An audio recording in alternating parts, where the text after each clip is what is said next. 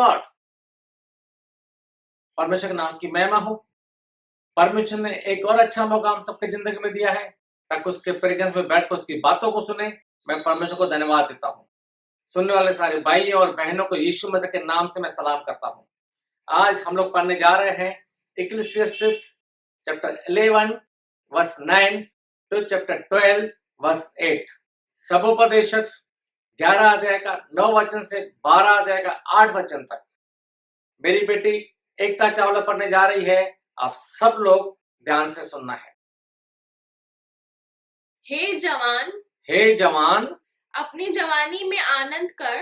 ध्यान से सुनना है। सुलेमान राजा क्या लिखता है? हे जवान, अपनी जवानी के दिनों में आनंद कर, खुश रहे। और अपनी जवानी के दिनों के मगन रह। हाँ, खुश रहो, जवानी में खुश रहो। अपनी मनमानी कर, अपनी मनमानी कर और अपनी आंखों की दृष्टि के अनुसार चल। जो तुमको आंखों में अच्छा लगता है, जो देखने में तुमको अच्छा लगता है, वैसा ही चल। Praise God. सुलेमान राजा जो कहता है, ध्यान से सुनना है। एक किताब सुलेमान राजा ने लिखा हुआ है और सुलेमान राजा को बहुत सारा विजडम था, बहुत दिमाग था। वो छोटी छोटी बातों को चेक करता था। उसके सामने जो भी देखेगा उसको चेक करना शुरू कर देता था। उसमें खोज करता था, इसमें आखिर क्या है, क्या है, क्या है। यहाँ पे वो जवान लोगों को देखता है, जवान लोगों की इच्छाओं को देखता है, उनके दिल के विचारों को देखता है। जवान क्या करता है? हमेशा अपनी मर्जी से जीने की कोशिश करता है। जो उसको अच्छा लगता है वो करता है। इसलिए सुलेमान राजा क्या कहता है? अपनी मर्जी से जी, जो तुमको अच्छा लगता है वो कर, जो तुमको आंखों को अच्छा लगता है वैसे ही चल, खुश रहो, अपनी मर्जी से जियो, अपनी मनमानी करो।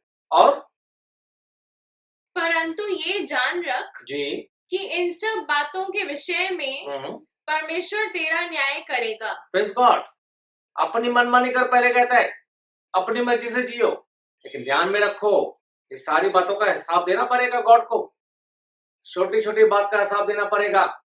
आपने क्या किया, क्या नहीं किया, छोटी छोटी बात का हिसाब देना है। जवानी में अपनी मनमानी कर, कुछ भी कर, लेकिन जवाब तो देना है।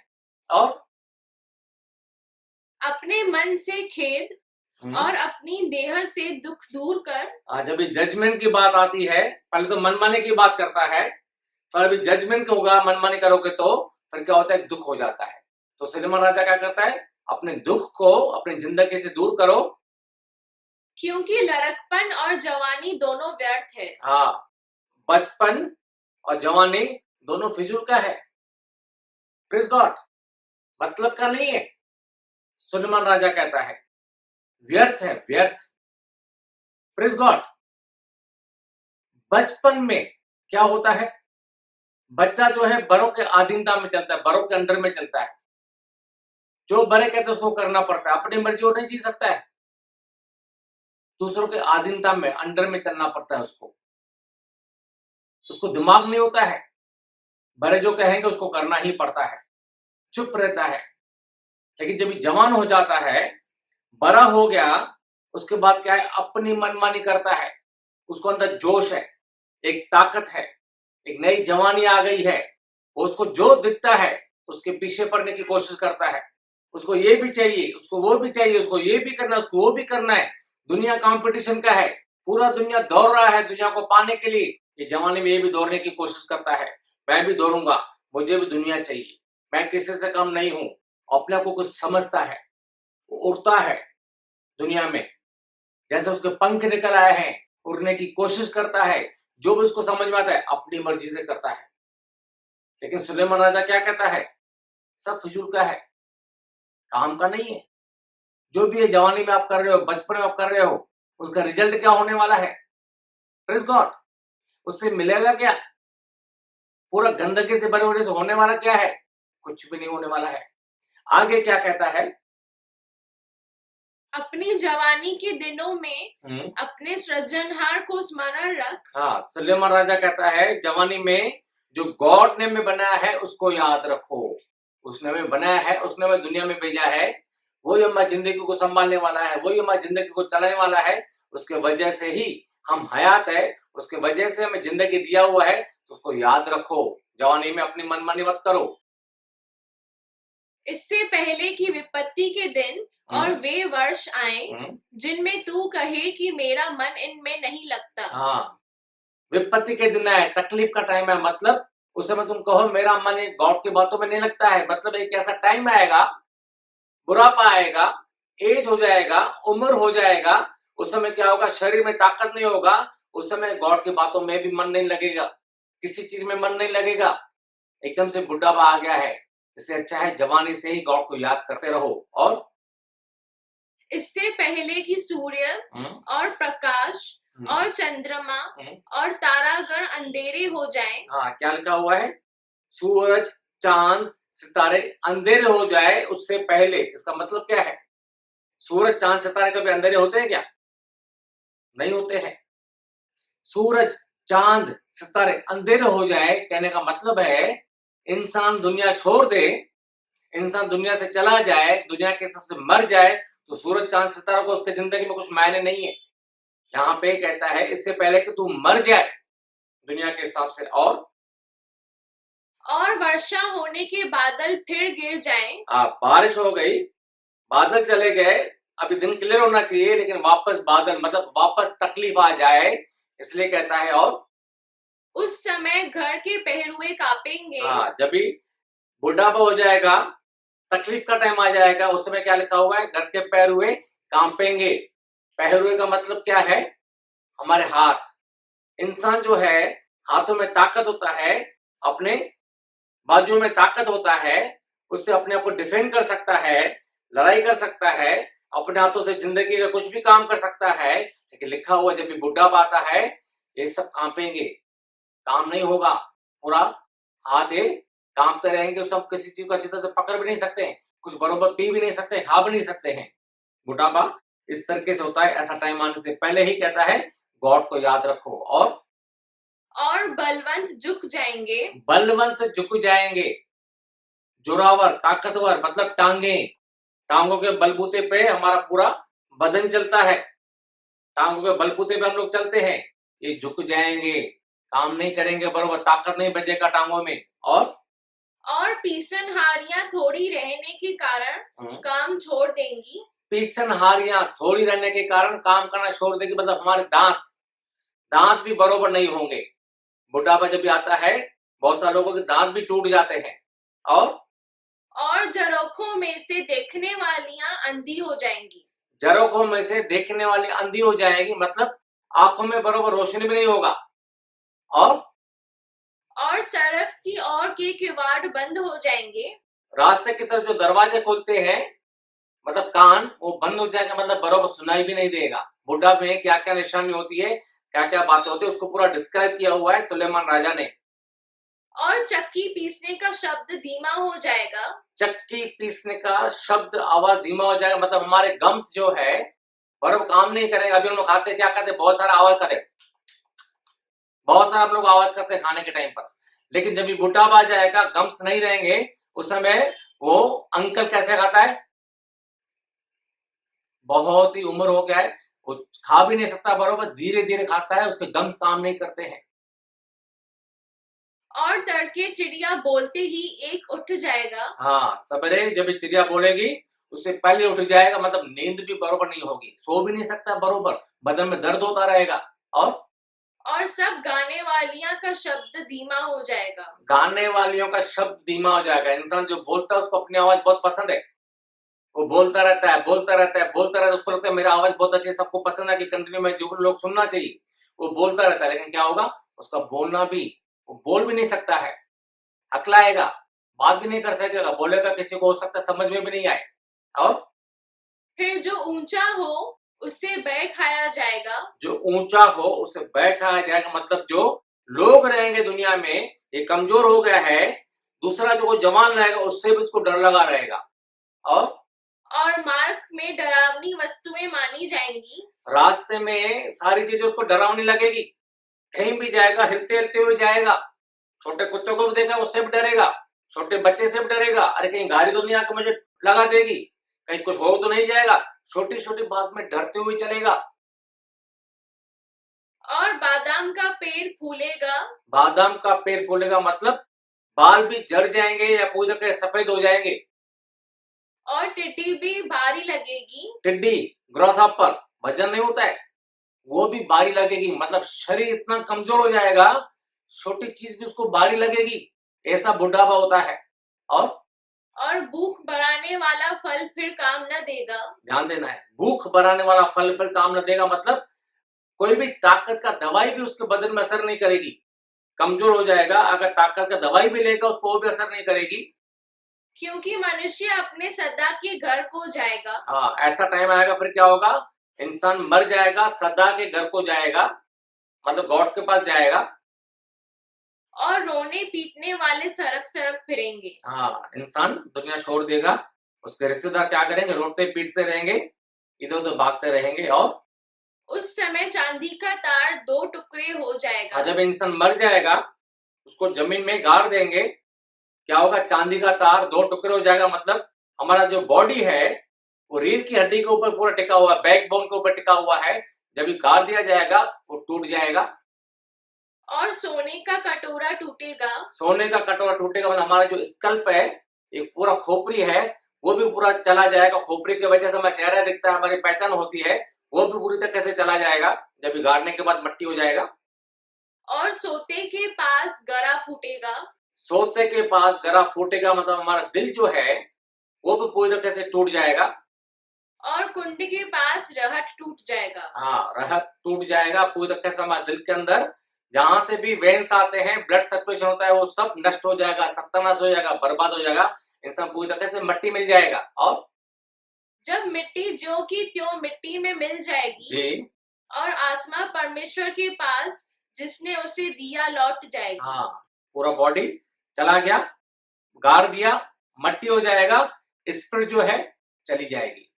कहीं पर भी लिखा हुआ है रूह जो है, आत्मा जो है कभी मरता नहीं है, शरीर मट्टी में मिल जाएगा।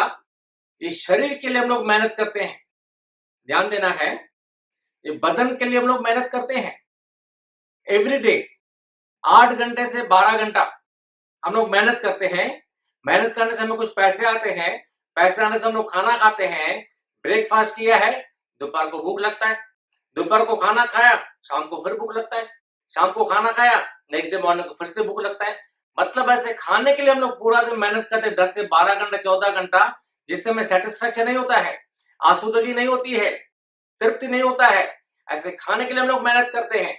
और ऐसे बदन के लिए जो मट्टी में मिलना है, पूरा समय मेहनत करते हैं, अपने बदन को संवारने की कोशिश करते हैं, अपने बदन के लिए जीते हैं, जो मट्टी में मिलना है, ऐसे बदन के लिए रोज 10-12 घंटा हम लोग मेहनत करते हैं, लेकिन जो रूह आत्मा हमें गॉड से दिया गया है, उसके लिए हमारे पास टाइम नहीं है। अपने बदन के लिए जीते हैं, मैं कुछ हूं, मैं कुछ दिखाना, मैं गोरा हो गया, मुझे ये करना, मुझे और दिखाना, मुझे मसल्स को बनाने हैं, मुझे बाल ऐसे संवारने हैं, मैं और चमक मेरे चेहरे पे होना चाहिए, मुझे श्रृंगार करना है, मुझे अच्छे कपड़े पहन के मुझे दिखाना है, अच्छे जूते पहन के मुझे कुछ दिखाना है। ऐसे बदन के लिए हम लोग मेहनत करते हैं जो मट्टी में मिलना है, लेकिन जो रूह गॉड के पास जाना है उसके लिए हमारे पास टाइम नहीं है। जवानी होता है, जोश दिखाते हैं, बचपन में दूसरों का आदमी रहते हैं, बुढ़ापा हो गया, उस समय हमारे शरीर में ताकत ही नहीं होता है बिल्कुल भी, न बाइबल पढ़ सकते हैं, न गीत गा सकते हैं, न चर्च जा सकते हैं, क्योंकि ताकत है ही नहीं, कोई बात करता है अच्छा भी नहीं लगता, सुन भी नहीं सकते हैं बरोबर, वो टाइम पर स्पिरिचुअल लाइफ जीना कठिन होता है। लेकिन शुरू से ही जवानी से अगर स्पिरिचुअल लाइफ सही चल रहा है, बुढ़ापा हो गया, कलाम अंदर है, गीत मालूम है, इंसान की जिंदगी अच्छा चलता है। लेकिन हम लोग अपनी जिंदगी में टाइम बर्बाद करते हैं। और आगे उपदेशक कहता है सब व्यर्थ ही व्यर्थ, सब कुछ व्यर्थ है, सब फिजूल है, कोई भी काम का चीज नहीं है। कितना में मेरे को ये भी चीज है, ये भी चीज है, वो भी चीज है, करना क्या है, सब छोड़ के जाना है, सब कुछ व्यर्थ है, कोई भी चीज काम का नहीं है। ये सब सुलेमान राजा छोटी छोटी चीज को चेक करता है। आखिर में सुलेमान राजा कंक्लूड क्या करता है, पढ़ेंगे 13 वचन, इसी का 12 अध्याय का 13 वचन, इक्लेसियास्टिस समुपदेशक।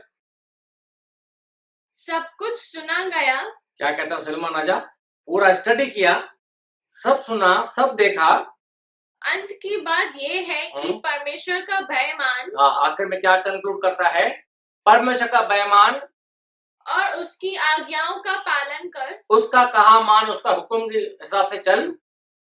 क्योंकि मनुष्य का संपूर्ण कर्तव्य यही है। हाँ, हमारा जिम्मेदारी, फर्ज यही है, गॉड का कहा मानना, तक अपनी मनमानी करना। शुरू में क्या कहता है, जवान अपनी जवानी में मनमानी कर, लेकिन लेखा देना पड़ेगा, हिसाब देना पड़ेगा। लेकिन एक्चुअली करना क्या है, सब कुछ सुनने के बाद क्या कहता है, गॉड का डर मानना है, गॉड का हुक्म को मानना है, उसके साथ चलना है। Praise God. सुलेमान राजा जो था, बहुत समझदार इंसान था, छोटी छोटी बात को चेक करता है। हमें भी अपनी जिंदगी को चेक करना है। अभी उम्र है, मैं गॉड के साथ रिश्ता मेंटेन कर सकता हूं, गॉड के साथ बैठ के अपना जिंदगी संवार सकता हूं, न तो दुनिया में बैठ के दुनिया के हिसाब से जिंदगी संवारना है, ऐसे बदन के लिए जो मिट्टी में मिलने वाला है। Praise God. अपनी जिंदगी को चेक करना है। अभी इब्रानी की किताब में पौलुस क्या कहता है, 2 अध्याय का पहला वचन हम लोग पढ़ेंगे, हिब्रूज चैप्टर 2 वर्स 1।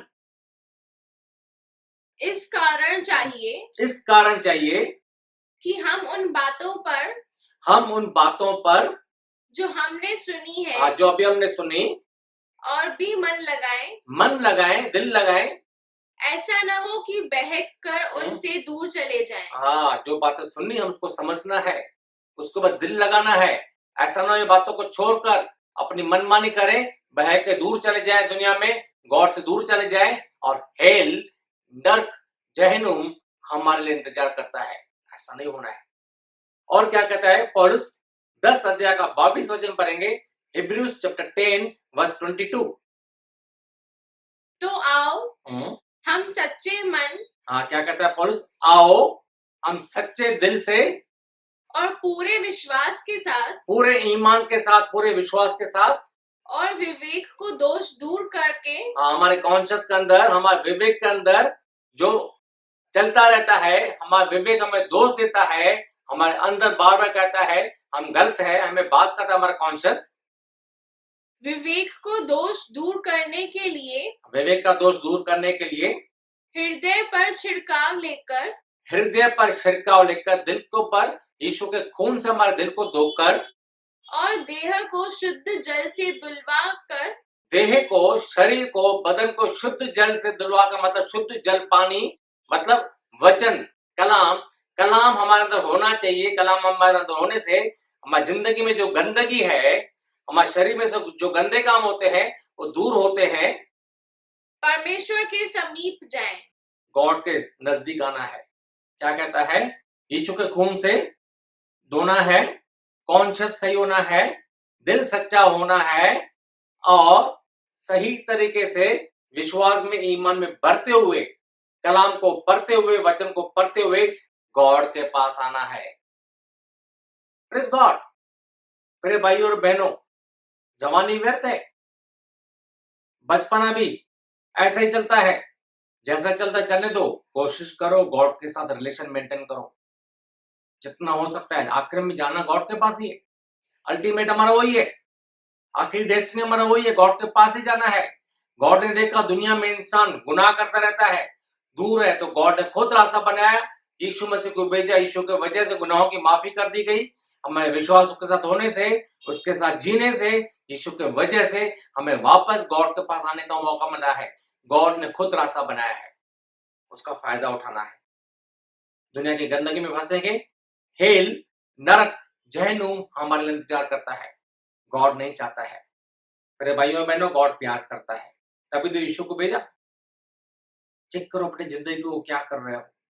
जिंदगी की जरूरतें गॉड पूरी करता है, कोई तकलीफ आने को नहीं देगा, हमारी जिंदगी को संवारेगा, खुशियां देगा। लेकिन हमें दुनिया के पीछे भागने की जरूरत नहीं है, हमें गॉड के पीछे जाना है। दुनिया की हर एक चीज मेरे पीछे पीछे आएगा। अगर मैं दुनिया के पीछे भागूंगा, न दुनिया मिलेगा न गॉड मिलेगा। इसलिए हमारा मेन फर्ज क्या है, गॉड को पकड़ना है। जाना तो उसी के पास है, अभी से गॉड के साथ रिश्ता बना के रखना है, जरूरत की चीजें अपने आप मिल जाएगी। सबसे पहले परमेश्वर के राज्य की खोज करो, जरूरत की चीजें अपने आप मिल जाएगी। Praise God. परमेश्वर प्यार करता है, खुशियां देता है, कोई तकलीफ आने को नहीं देगा, बस उसके साथ रिश्ता बना के रखना है। परमेश्वर आप सबको आशीष करें। आमीन।